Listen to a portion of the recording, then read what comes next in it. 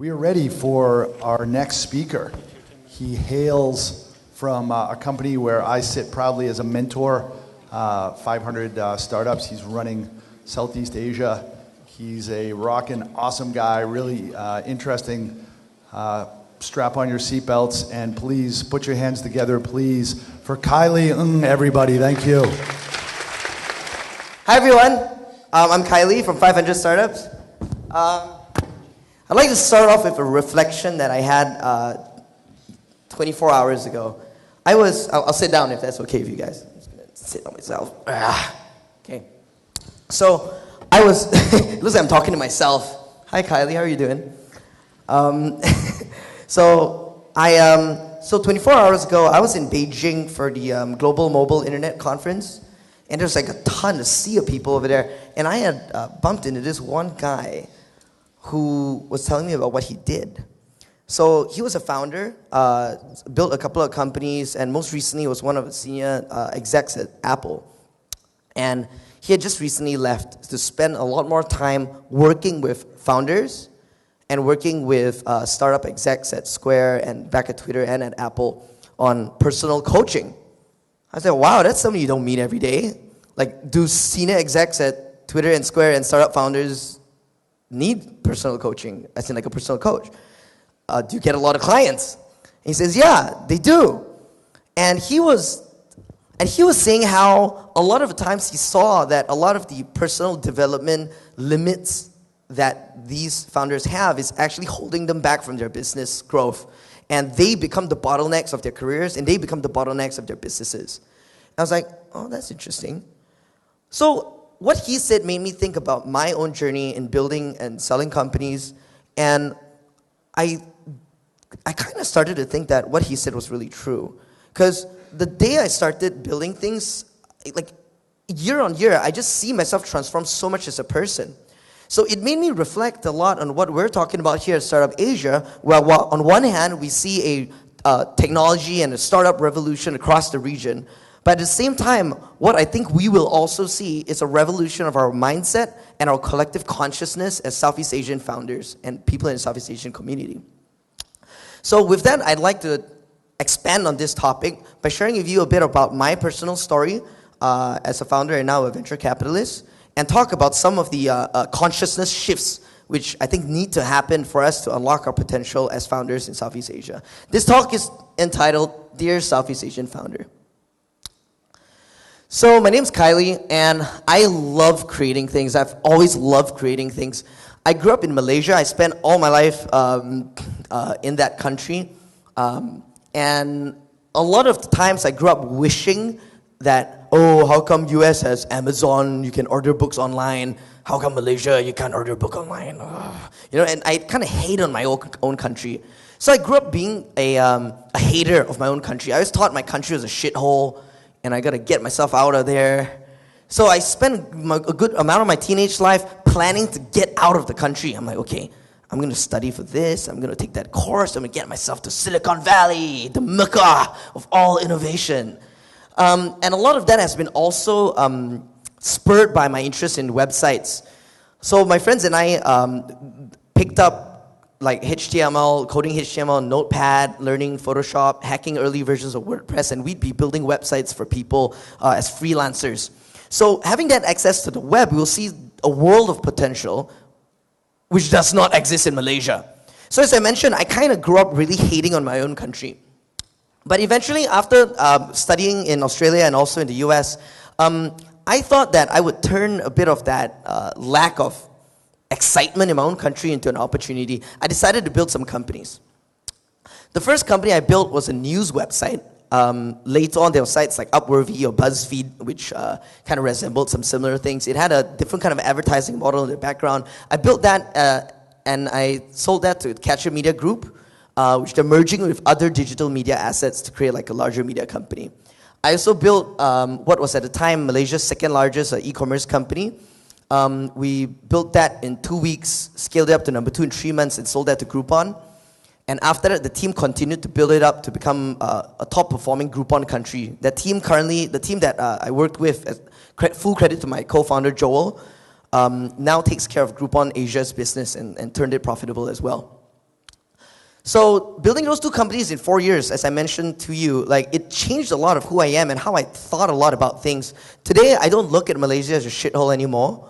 Obviously, there was money in that country. And when I look at the other countries I started investing in, other companies I started investing in, I see that the other regions, there's a lot of money to be made and a ton of opportunity. From there, I started mentoring, advising, and investing in more startups. I did a bunch of angel investments in the US and across Southeast Asia. I eventually joined up as a mentor, similar to Rick just now, as mentioned, to be a mentor at 500 startups. I worked with Batch 5 in the Valley, mentoring about 33 companies in a span of 3 months. And eventually I decided that 500 startups was a great platform to bring to Southeast Asia so other companies can tap into some of the global best practices and network as well. So today I run their Southeast Asia fund. 500 Startups is a global seed fund primarily. We are also an ecosystem builder in many ways. We've done 700 investments in 40 countries in the past 3.5 years. And collectively, our startups has raised over $1 billion. We have 2 startup accelerators now, one in Mountain View and one in San Francisco. We organize a bunch of conferences and events in San Francisco. And our mentor community has 1,200 fellow founders from all these different parts of the world, messaging each other directly and discussing things. So I'm very happy to say that Southeast Asia is a place that we absolutely love. Before I joined, Dave has already made a lot of investments in Southeast Asia, most namely Vicky as one example. But we've also done investments in Vietnam, Malaysia, Singapore, Thailand, Indonesia, Philippines, just to show a few examples. Like my mission is to invest in 50 more companies by the end of this year. So far I've done 12, I've got 10 in the pipeline, so I hope to meet a lot of you and work with you on that as well. And as I mentioned, like the theme of my talk is that to create more of these Southeast Asian success stories and these big giants, I think founders who grew up in what they may feel as a shithole have to wake up to a couple of things. Now, the first thing is to be able to detect very quickly what is a shithole state of mind. And let me share that with you. Back when I had a shithole state of mind, what had happened was that I wanted to get developers to build my first startup idea. And I wanted it to be built on Ruby on Rails. So I ran around Malaysia, like searching for Ruby on Rails developer, and I found one guy. And I talked to him, I said, Kamal, you're doing Ruby on Rails, that's really cool. How many friends do you have who do Ruby on Rails? He says, I'm the only one. So I think, that can't be right. Don't tell me Malaysia only has one Ruby on Rails developer. He says, that's right, I'm the only one. I'm like, okay, right, so let me work with you then. So he took 10,000 ringgit, which is about $3,000 of my money. He built me what I needed, and I launched it. And we had a few hundred users come on our website, and I told him, I said, Kamal, I've got all these new features I want to build, right? Can I pay you more money? He's like, nah, I got other projects now. You got to find another Ruby on Rails developer. I'm like, okay, shit. There's only one Ruby on Rails developer. So I was really frustrated, and I got really angry. I was like almost in the corner of my room, pissed off. I'm stupid in Malaysia. Only have one Ruby on Rails developer. This is dumb. I was angry. And so what eventually happened was that like I paid Kamal Kamal referred me to somebody else who was learning Ruby on Rails. I went to that person, his name is Aizat. I said, Aizat, can you build my stuff for me? And Aizat said, nah, I'm building my own stuff. And so my 1.5 Ruby on Rails developers didn't help me at all.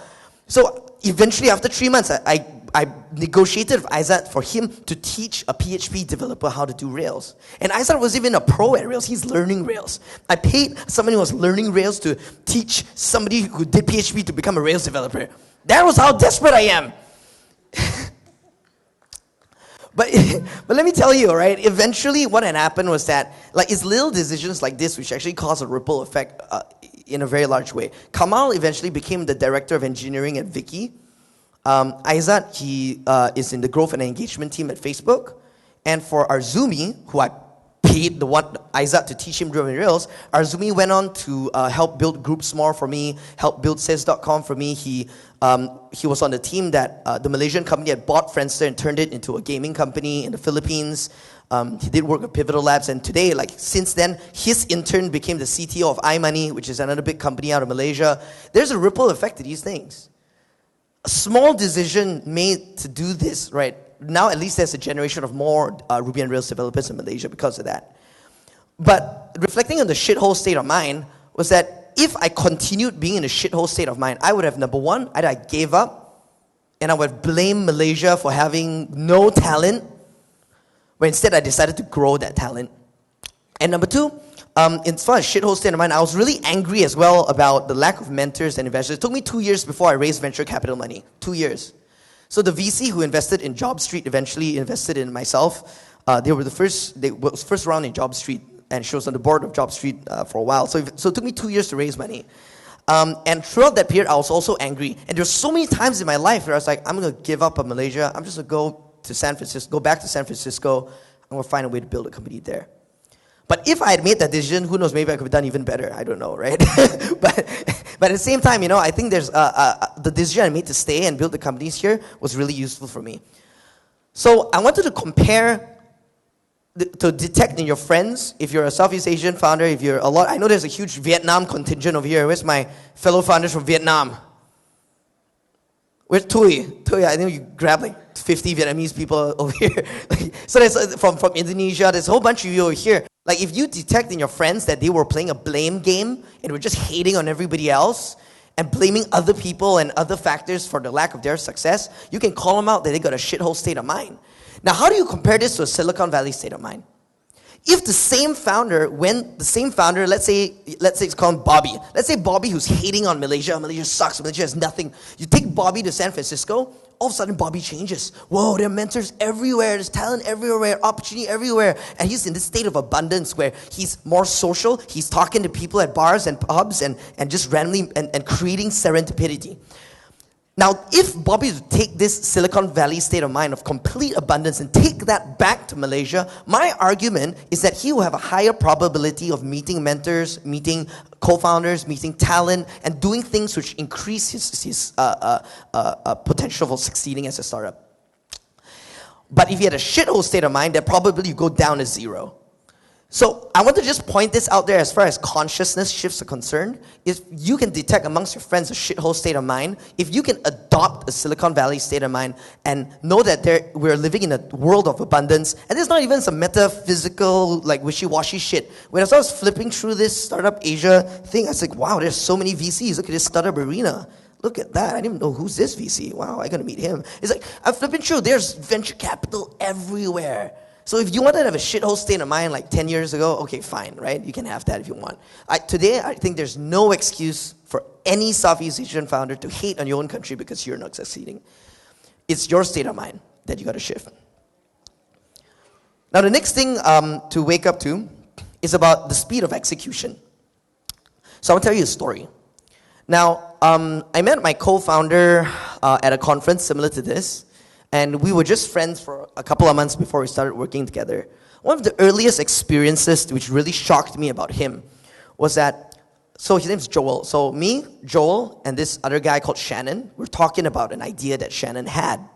Now Shannon had an idea to create like a t-shirt printing kind of startup where he would have really nice cuts which don't become pajamas later. And he'd have a lot of designers that people print. It's like custom ink kind of company. So Shannon was talking about that idea. And I was listening to the idea. We were brainstorming. But Joel, he was on his phone. He was distracted. He was on calls. I thought it was kind of rude. So after he got on his calls, I said, Joel, Shannon's like, we're jamming on an idea here, man. Shannon's telling us an idea. What do you think? And Joel said, oh, I just called 3 different suppliers. I figured out the price of a shirt in Malaysia now is about 14 ringgit, without any printing on it on average. So if you want to do something premium, let's say you sell it at 17 ringgit, it gives you a 3 ringgit margin, sell 100,000 shirts a year, blah, blah, blah, blah, blah. So it's going to make you as a founder maybe in the first 2 or 3 years, maybe about 50 grand, 100 grand. Is that too small of a business for you? And I looked at Joe, I was like, wow, we were just talking about an idea, man. Like, shit just got serious. You know what I mean? It's like, it's so immediate. We were just talking about an idea, and he's got to go build out the fucking business model. Like, what's going on with this guy? But that's when I started to learn that, like, when I started working with him, it made me act faster. I would have an idea, I would qualify it immediately, and put it into execution immediately. And that eventually became like an attitude that I had going into any kind of things that I did, where I would talk to people and would say, okay, this, immediately I whip out my phone, I'm calling the person, okay, let me check that for you, send it now, boom, okay, let me forward that email to you now. And it scares people sometimes that, oh, he's actually doing it right now. It's not, okay, I'll send you the email tomorrow. Okay, I'll do it for you next week. You know, it's not. It's very immediate. But that is what it takes. And that's something that when I was building my companies, I had to brainwash a lot of the staff who worked with me that you're now living in the speed of the internet. Everything you know in the outside world is too slow. People lead very linear lives where year on year they're hoping to get like a little increment in their lives and have some kind of last year better than this year, slow linear lives. But the internet does not function linearly. It is exponential. And we are building an internet company, so we need to operate at the speed of the internet. So a lot of founders I meet today, like the founder can pitch me an idea. I'll say, all right, that's cool. So how much you want to do next week? How much new customers you want to pile on next week? Oh, you think you get 1 or 2 more customers? How can we do 10? How can we do 20? And we try to jam on a way because I want to make sure that founders realize that the same amount of effort you take to get 1 new customer versus 10 new customers versus 100 new customers is not that different. You just have to think faster and act faster. In the same amount of week, you can get way more customers. And for an early stage startup who's raising money, you're not just showing investors traction. You're trying to show investors traction over time. You're not saying you got 100,000 users in the past 3 years. You're saying you got 100,000 users in 1 week. That's what you're trying to show to impress people. So it is imperative that a lot of founders, especially those, I'm not hating on people who worked in companies or anything, but if you worked in different companies who operated in slower speeds, drop that. You don't need that speed. You're building an internet company, you need to execute at the speed of the internet.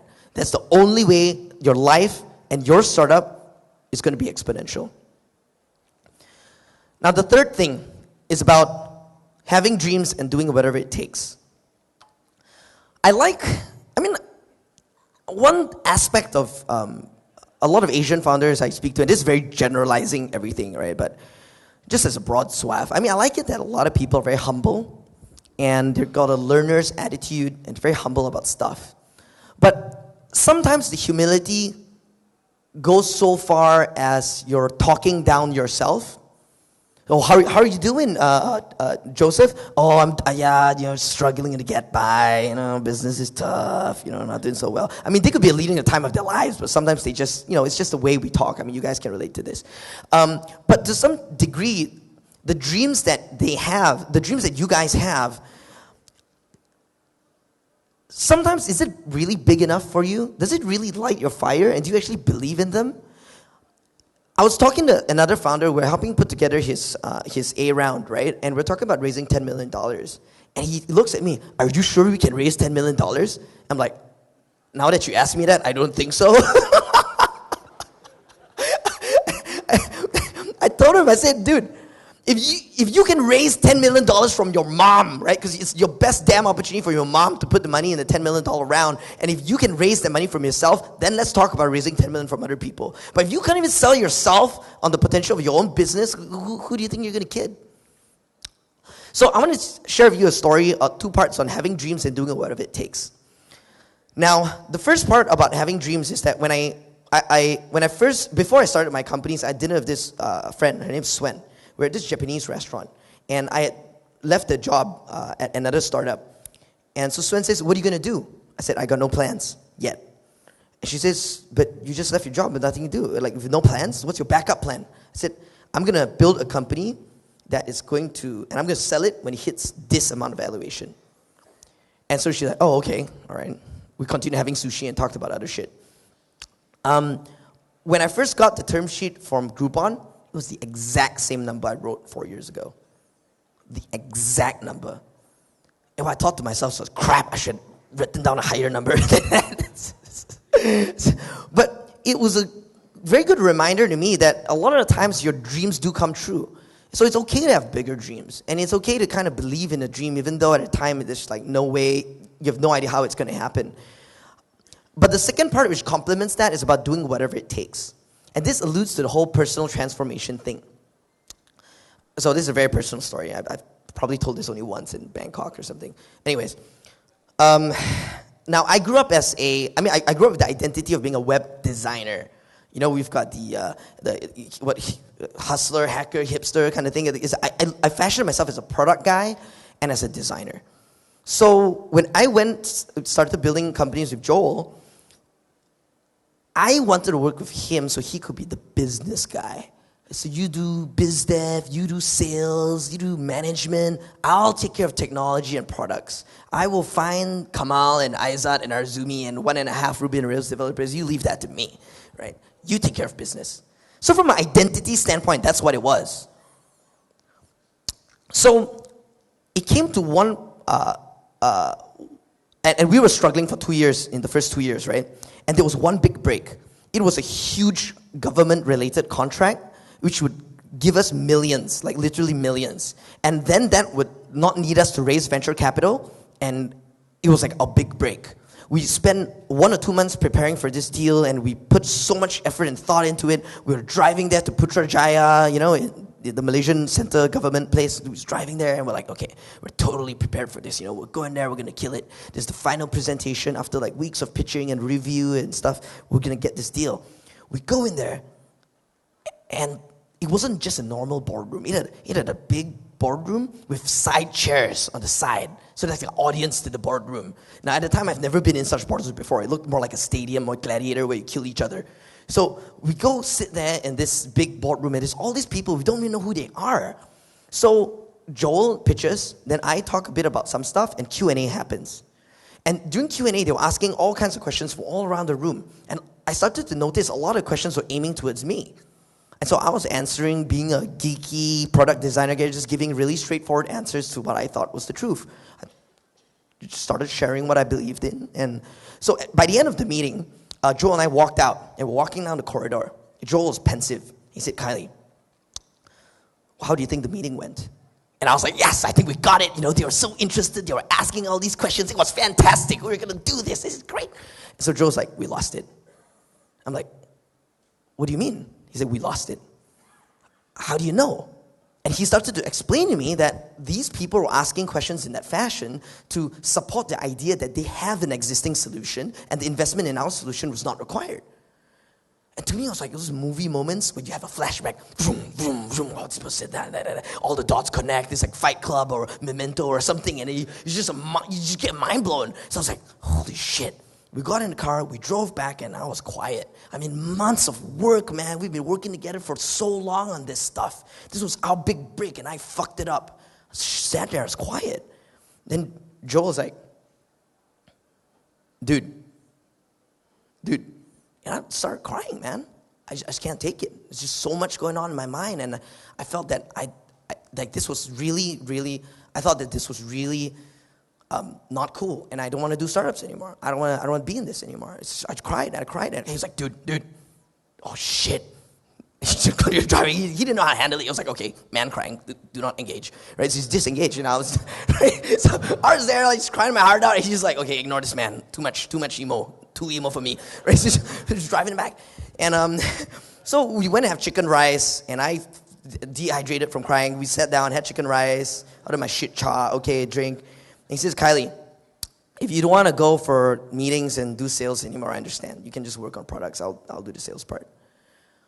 We won't ever have to do that again. It's not your fault. It's all cool.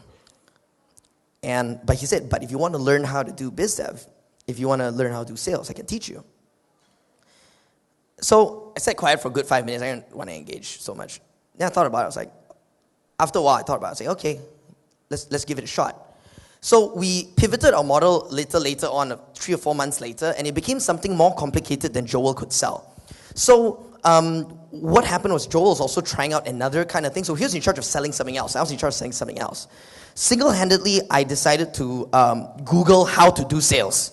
And I read online, and I decided to go and do sales. In the first year, I got 70 of Malaysia's largest advertisers to use our product, our sales.com product, and I also built a net of $400,000 US in 10 months worth of sales. And I would never have imagined myself to be a salesperson. But the reason why I put there whatever it takes was the reason why I decided that I needed to be part of this sales machine was because we weren't making nearly enough money and we needed more money, if not we would die. So we'll do whatever it takes.